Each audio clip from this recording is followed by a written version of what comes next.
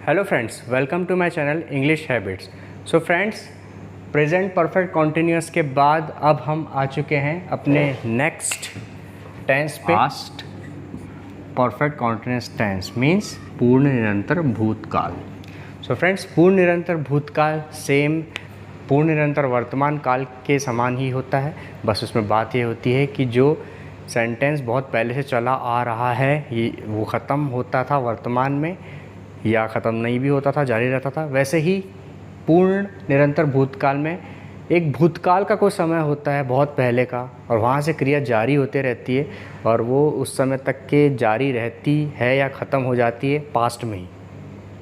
सो बहुत पास्ट के बहुत पहले से वो क्रिया जारी रहती है या ख़त्म हो जाती है, लेकिन सब कुछ पास्ट में ही होता है, तो उसे हम पास्ट परफेक्ट कॉन्टिन्यूअस टेंस बोलेंगे। ये सेंटेंस से ज़्यादा से समझ में आएगा। इसका प्रयोग एक बार रिपीट करते हैं। भूतकाल के किसी निश्चित समय के बहुत पहले से शुरू होकर उस समय तक जारी हो, जस्ट उस समय तक जारी हो या उस समय पर जारी हो, लेकिन सब कुछ पास्ट में, पास्ट के बहुत पहले से। सो प्रेजेंट की तो कोई बात ही नहीं होती यहाँ पे, सारी चीज़ें पास्ट की होती है। अगर बहुत पहले से भी कुछ चीज़ जारी है तो वो भी पास्ट की होती है और वहीं पे ख़त्म भी हो जाती है या जारी भी रहती है, लेकिन सारी चीज़ें पास्ट में होती है।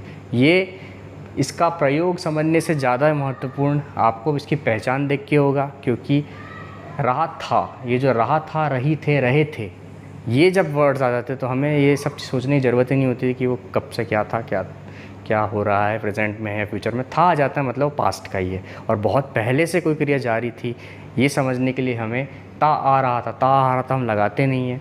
लेकिन बहुत पहले से अगर कोई क्रिया भूतकाल में ही, पास्ट में ही अगर जारी थी तो उसे हम लोग समझ जाते हैं कि वो पास्ट कंटिन्यूअस, जैसे प्रेजेंट में होता था। सो ता आ रहा था एक बहुत बड़ी पहचान है। ता आ रहा था, ता आ रही थे, ता आ रहे थे, लेकिन ता हम यूज़ नहीं करते हैं ज़्यादा, सिर्फ आ रहा था ही बोल देते हैं। तो हमें फिर से यही देखना है कि भूतकाल में बहुत पहले से अगर कोई क्रिया जारी है और पास्ट में ख़त्म हो रही है या जारी है तो उसे past perfect continuous tense. Example से हम समझते हैं इसे, जैसे वह वहाँ 10 साल से रह रहा था पास्ट के कॉन्टिन्यूअस में है, और वहाँ 10 साल से बहुत पहले से रह रहा है। यही पहचान है इसकी परफेक्ट कॉन्टिन्यूअस टेंस की।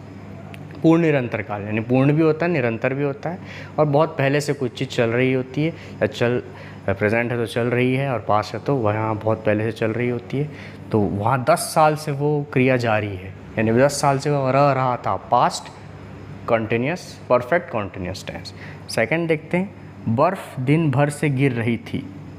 दिन भर मतलब ये मत बोलिए कि कौन दिन भर मतलब कौन सा बहुत समय से हो रहा है। दिन भर मतलब वो भी एक समय बता रहा है डेफिनेट, कि भूतकाल का कोई एक समय बता रहा है जब से वो गिर रही थी बोल दिया तो वैसे ही पास्ट हो गया, और एक समय बता रहा है कि दिन भर से वो गिर रही थी और पहले दिन के शुरुआत से ही गिर रही थी, तो वो एक लंबे समय से उसको भी बोलेंगे हम चल रही थी, और पास्ट में है, रही थी समझ में आ रहा है, इसलिए परफेक्ट कॉन्टिन्यूअस टेंस। तो ऐसे भी आपको सेंटेंस देख के भी समझना होगा, नहीं तो आप बोलेंगे 10 साल मतलब अगर कोई सैकड़ों साल, 10 साल अगर तब बात कर रहे हैं तभी आएगा, ऐसा नहीं है।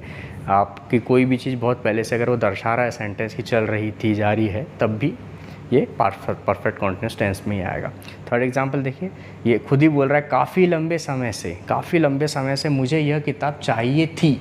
चाहिए है नहीं, चाहिए थी, पास्ट में आ गया, और बहुत समय लंबे समय से खुद ही बोल रहा है इस बार, तो ये भी पास्ट परफेक्ट कॉन्टिन्यूअस में आ जाएगा। सो फ्रेंड्स, ये 3 सेंटेंस से हमें अच्छी तरह समझ में आ जाते हैं। और भी प्रैक्टिस के लिए या डिस्क्रिप्शन में प्रैक्टिस सेट में दूंगा, आप उससे तैयारी कर लीजिएगा, तो उससे समझ में आपको प्रैक्टिस अच्छे से हो जाएगी। इसकी रचना देखते हैं फ्रेंड्स। तो फ्रेम कैसे करेंगे जल्दी से, बहुत ईजी है। प्रेजेंट में जहाँ हैव या हैज़ के साथ बीन लगता था, यहाँ पे सिर्फ हैड बीन लगेगा। करता और VING कंटिन्यूस में है तो वो तो रहेगा ही, बार बार रिपीट करने की ज़रूरत नहीं है, बहुत प्रैक्टिस हो चुकी है हमारी। सिर्फ याद रखना कि हैड बीन लगता है, सिर्फ यही पहचान है इसकी। हैड तो पास्ट में लगता ही था, और क्योंकि बहुत लंबे समय की बात होती है जहाँ तो वो बीन लगा देते हैं। बीन एक पहचान है कि वो पूर्ण निरंतर काल की बात हो रही, चाहे भूत हो, चाहे प्रेजेंट हो, चाहे फ्यूचर हो। सो बीन लगेगा हेड के साथ यहाँ पे, बस यही है। करता और क्रिया ING तो हमेशा लगता ही था। फ्रेंड्स, बिना देरी किए हम जल्दी से सेंटेंस फ्रेमिंग पे आते हैं। वह वहाँ 10 साल से रह रहा था। वह मतलब ही, यहाँ पे सिंगुलर प्लूरल का कोई लफड़ा ही नहीं है। यहाँ पे तो कर्ता के साथ यानी ही के साथ आपको हैड बीन लगा देना है। तो फट से बिना देरी किए मैं लगा देता हूँ ही हैड बीन। इतना तो हमें हर चीज़ में करना ही है, he had been, he had been. अब क्रिया क्या है यहाँ पे? रहा था, रह रहा था, रह रहा था, रह रहा था मतलब रहने को क्या बोलते हैं? लिव। सो हम लिव लगा देते हैं, लेकिन आईएनजी में क्या आ जाएगा? लिविंग। देखिए कितने अच्छे सेंटेंस बन जाता है। ही हैड बीन लिविंग वहाँ, मतलब बाकी का सेंटेंस मतलब ये जो बचा हो, वहाँ मतलब there, he had been living there 10 साल से, फॉर 10 ईयर्स लिख सकते हैं। सिंस भी लगा, सिंस और फॉर का भी यूज़ हम बाद में देखेंगे। तो अभी हम यहाँ फॉर लगा देते हैं, फॉर 10 ईयर्स। ये हो गया हमारा सेंटेंस। देखिए कितना करेक्टली सेंटेंस फ्रेम हो गया। वो वहाँ 10 साल से रह रहा था। क्या आप बिना ये सेंटेंस फ्रेमिंग किए ये टेंस को समझे हुए कैसे ऐसे ही ट्रांसलेट कर सकते थे? पहले कुछ भी बोल देते, ही हैव बीन, तो ये तो कुछ लगाते ही नहीं है, लिविंग देयर फॉर 10 कुछ भी बोल देते हैं। लेकिन यहाँ हमें समझ में आता है कि हम किस लिए क्यों बोल रहे हैं। वो वहाँ 10 साल से रह रहा था means he had been living there for 10 years. Past perfect continuous की बात हो रही है, हैड बीन लगता है बहुत पहले की बात हो रही है, वहीं जारी क्रिया ख़त्म हो रही है। ये प्रयोग इसके सुनने से ज़्यादा इसे प्रैक्टिस करने से बहुत अच्छे से क्लियर होता है। He had been living there for 10 years, वो वहाँ 10 साल से रह रहा था। सेकेंड एग्जाम्पल पे आते हैं फ्रेंड्स। बर्फ़ दिन भर से गिर रही थी। पास्ट की बात हो रही है, गिर रही थी, और दिन भर से गिर रही थी पहले की बात हो रही है। सो इसे ट्रांसलेट करते हैं बर्फ़। बर्फ़ मीन्स फ्रेंड्स द स्नो बोल सकते हैं, बर्फ़ द स्नो। द लगा रहे हैं मीन्स स्नो की बात हो रही है, कोई निर्जीव वस्तु की बात हो रही है तो द लगा सकते हैं वहाँ पर। बस द का यही यूज़ होता है। द स्नो क्या लगाएंगे? समझ रहे हैं हम कि पास्ट है, वॉज और हैड। वॉज नहीं लगाना है हमको, सिर्फ पास्ट को नहीं देखना है। बहुत पहले की बात हो रही है, एक सेंस भी होता है समझने का कि बहुत पहले से बात हो रही है। कोई इसका रूल नहीं है हार्ड एंड फास्ट। आप इसको सिंपल फास्ट भी बोल सकते थे, लेकिन वो करेक्ट नहीं होगा। पास्ट परफेक्ट कॉन्टिन्यूस से बहुत पहले से बात हो रही है, थोड़ी सी ग्रामर सही रहेगी, थोड़ा सा सीखेंगे इस चीज़ को तो सेंटेंस बोलने में, समझने में, लिखने में मज़ा आएगा, करेक्टली हम बोल पाएंगे। सो हम समझ रहे हैं कि दिन भर से गिर रही थी मतलब पहले से बात हो रही है, तो क्यों हम वॉज लगाए? भाई हम इसको परफेक्ट कॉन्टिन्यूस में डालते, हैड बीन लगाते, कोई दिक्कत नहीं है। ही द स्नो हैड बीन, क्योंकि पास्ट परफेक्ट की बात है, सॉरी पास्ट परफेक्ट कॉन्टिन्यूस की बात हो रही है। ही हैड बीन, बीन मतलब बहुत पहले की बात हो रही है, इसलिए had been. So he the snow had been, गिर रही है को क्या बोलेंगे फ्रेंड्स? अपन फॉल बोलते हैं, और फॉल का यहाँ पे आईएनजी फॉर्म मतलब falling. Snow had been falling दिन भर से, दिन भर से फॉर ऑल डे लिख सकते हैं हम, फॉर या सिंस ये सब। हाँ ऑल डे मतलब दिन भर होता है तो ऑल डे लगा देते हैं, दिन भर से को ऑल डे कहते हैं हम। So the snow had been falling all day, बर्फ़ दिन भर से गिर रही थी। काफ़ी लंबे समय से मुझे यह किताब चाहिए थी। यहाँ पे फ्रेंड्स करता क्या होगा? काफ़ी लंबे समय से मुझे यह किताब चाहिए। फ्रेंड्स यहाँ पे कर्ता ढूंढना आपको एक होगा कि काफ़ी लंबे समय से तो कर्ता नहीं होगा। कर्ता मीन्स या कोई वस्तु होती है, सूर्य, पहाड़, या फिर कोई नाम होते हैं, नाम राम, सुरेश, या वह, तुम, ये सब कर्ता होते हैं, पढ़ चुके हैं। लेकिन काफ़ी लंबे समय से सेंटेंस शुरू है तो फ्रेंड यहाँ पे काफ़ी लंबे समय का ट्रांसलेट तो हम कर्ता में कर नहीं सकते। तो कर्ता फ्रेंड्स यहाँ पे मुझे दिख रहा है, मुझे दिख रहा है, तो मैं मुझे को कर्ता बोलेंगे। यहाँ पे क्रिया भी देख लेते हैं, अच्छा सेंटेंस है। क्रिया लंबे समय से यह किताब चाहिए थी, किताब चाहिए थी वांट।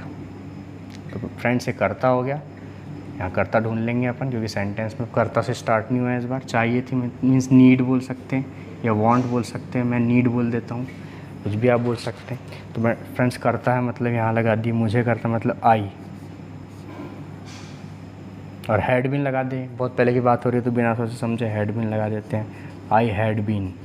देखिए फ्रेंड्स यहाँ पे अपन ने पहला सेंटेंस है जहाँ पे करता हम लोगों ने पहले नहीं देखा, सेंटेंस के बीच में देखा है।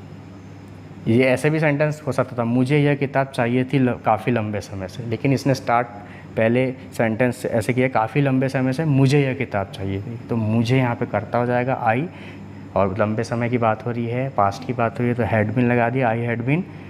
क्रिया, हैड बीन के पास क्रिया का आईएनजी फॉर्म, क्रिया मतलब चाहिए थी, वांट या नीड, तो मैं नीड बोल देता हूँ, नीड।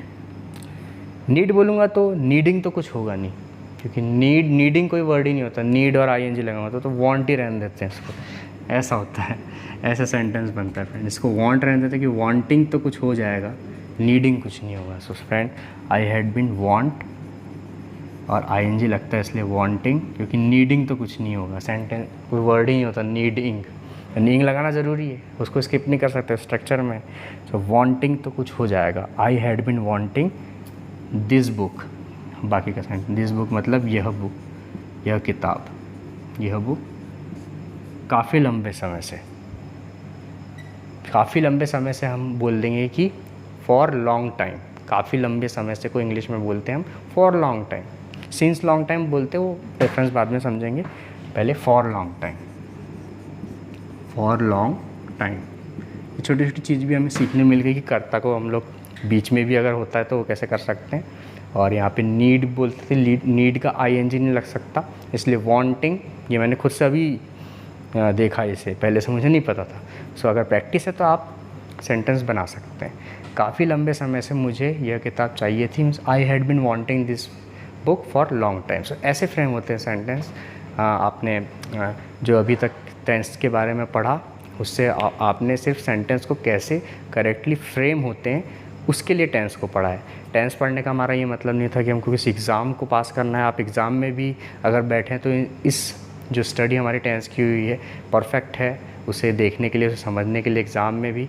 लेकिन रिटन और वर्बल, वर्बल और नॉन वर्बल, रिटन और स्पोकन इंग्लिश, दोनों में ये टेंस काम आएंगे जितनी हमने स्टडी की है अभी तक के। फ़िलहाल हमारा past perfect continuous tense complete हुआ है। तो फ्रेंड्स, अब अगला और सबसे लास्ट 12 टेंस देखेंगे हम, फ्यूचर परफेक्ट कॉन्टिन्यूस टेंस। यहाँ तक कि आपको सारी बात, मैं आशा करता हूँ आपको समझ में आ गई हो।